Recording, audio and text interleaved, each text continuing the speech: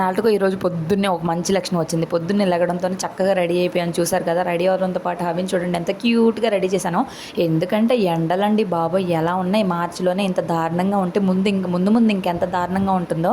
ఇక బైక్ మీద వెళ్తున్నాం కదా అని చెప్పి క్యాప్ అలాగే గాగుల్స్ పెట్టాను, దుమ్ము పడకుండా ఎండ పడకుండా మా అబ్బాయికి అందిపోతాడని చెప్పి. ఇంకా తర్వాత ఇక్కడ టెంపుల్ దగ్గరికి వచ్చేసాము. ఇక్కడ లైన్ ఉందన్నమాట బొమ్మ. ఇంకా లైన్ని కొట్టడము, అమ్మ అమ్మ అని పిలవడము, ఇంకా అలాగనమాట. ఫ్లూట్ జింక ముందు వాయించన్నట్టు లైన్ కొడుతున్నాడు అనమాట హవి. ఇంకా అమ్మవారి టెంపుల్లో దర్శనం అది చేసేసుకొని మళ్ళీ మేము వినాయకుడి టెంపుల్కి అయితే వెళ్తున్నాము. అసలు చూసారు కదా ఎండ ఎంత దారుణంగా ఉందో. అప్పుడు టైం 9 అయింది అంతే. ఇంకా గుడిలో దర్శనం చేసుకొని ఇంకా ప్రసాదం పెట్టారు, పొంగల్ ప్రసాదము. ఇంకా హవిని చక్కగా కూర్చోబెట్టేసి ఇంకా నేను తింటా పెడుతున్నాను అనమాట. మీలో ఎంతమంది నిజంగా చెప్పండి టెంపుల్కి ప్రసాదం కోసమే వెళ్తారు? నేనైతే నిజంగా టెంపుల్కి ప్రసాదం కోసమే వెళ్తానండి. చాలా టేస్టీగా ఉంటుంది, చాలా బాగుంటుంది. ప్రసాదం ముఖ్యం అనమాట. ప్రసాదం కనిపించిందంటే తీసుకోకుండా అయితే అస్సలుకి వెళ్ళను. కింద కామెంట్ చేసేయండి ప్రసాదం ప్రియులు ఎవరైనా ఉంటే కనుక. నచ్చితే లైక్ చేయండి.